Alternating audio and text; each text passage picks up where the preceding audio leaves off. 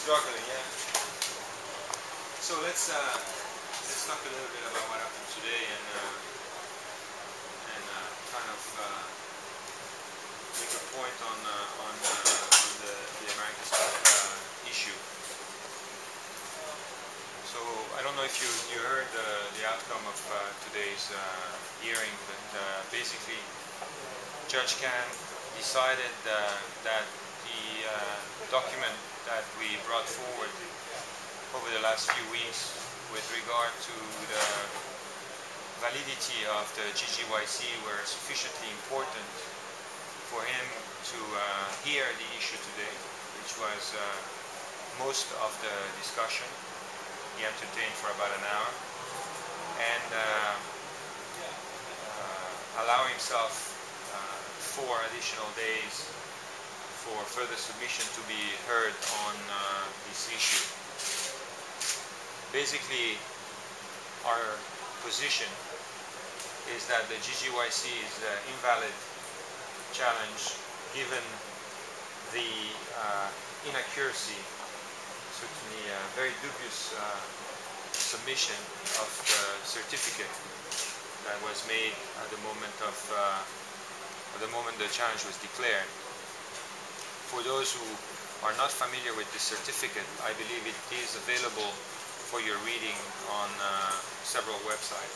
I think GGYC itself has a copy of it on its website, and it speaks in the first paragraph of a keel yacht, and when it comes to the measurement, it talks about a 90 by 90 feet vessel. Now, I had a little bit of fun this afternoon, and you can certainly do the same. Go to US Sailing. Since we're in the USA, I could invite you onto the ISAF website, but for the purpose of being in the USA, the court case is in the USA, you can go to US Sailing /training program /getting started. So basic 101 sailing here.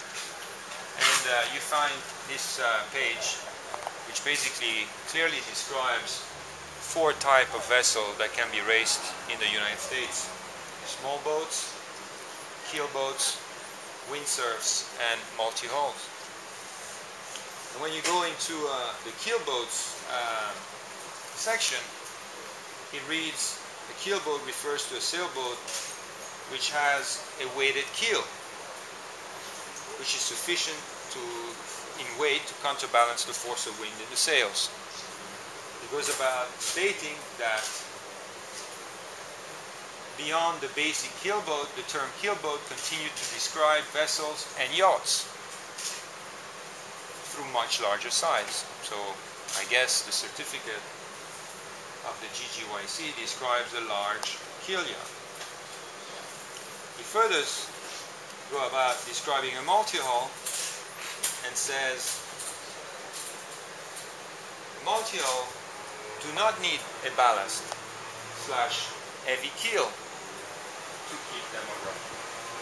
So if GGYC is to challenge Alinghi with a keel yacht 90 by 90, it will most likely look like a barge.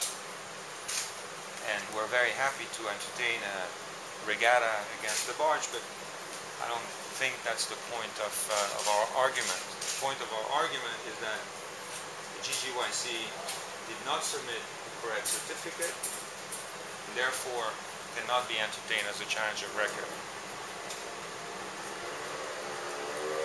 Now, all this, having said that, this is for the technicalities. We're obviously very happy that Judge Khan received this argument and is looking at it.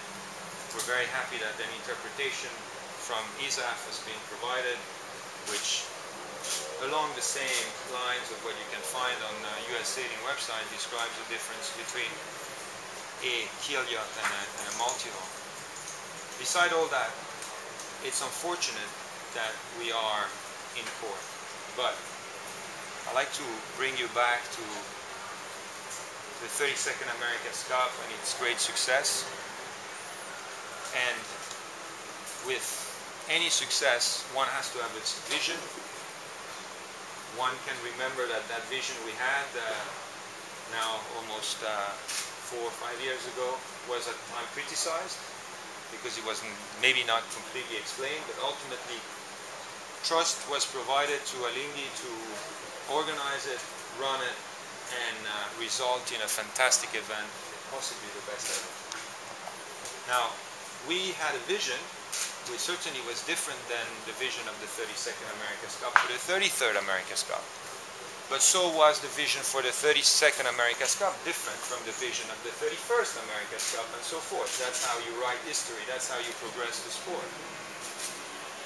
And we worked at putting forward a protocol, a class yacht, AC-90, some rules, and ultimately received 12 challenges who signed agreeing to what was proposed and the vision we had for racing in 2009. We had additional 4 challenges who expressed their interest, bringing the number of potential teams, excluding Oracle, to 16. Now, it wasn't our decision to bring this matter to court. My question is, how can it be that 12 teams coming from different countries can accept a vision for an event and can trust the defender and provide him with the facility to orchestrate the event, and why can one team cannot see the obvious and for very personal and self-centered reason put all this to at risk? That's the question I have. The reality, though, today we're in court, and unfortunately, once you're in court, you got to live by the rules of the judicial system, which are not the rules and the way we see the event be brought forward. So that's where we are, and it's not something I wanted. Want to say something, Brad? We'll have to go sailing, that's for sure. And with 12 teams it would have been nice, I think. But it's pretty hard to look back now. We're in court, and until this thing's resolved, the whole sport's on hold. In the press release that went out shortly after the court hearing this afternoon, it said that if you're successful in this and the court finds in your favour and GGYC is valid, then the next event you're looking forward to a multi-team event in 2011. That seems to be a bit of a jump forward. I think that's what everyone wishes. That's the precept with which we started the 33rd America's Cup back in July, was for us to organize as quickly as possible a multi-team event with a more exciting race boat, and possibly do it in Valencia in order to benefit from the invested infrastructure. But wasn't that was supposed to be 2009? That was part of what the argument was Yeah, about. but we are, way already sometime in November or December of last year, we made it very clear that 209 was no longer possible, and we did highlight the need for preparation if we wanted to come close to what and possibly do better than what we did in July in Valencia. I mean, an event like the one we organized was a 4-year daily work. It's just doesn't happen like that. I mean, you contributed greatly, but it requires preparation time. So I think 209 is clearly no longer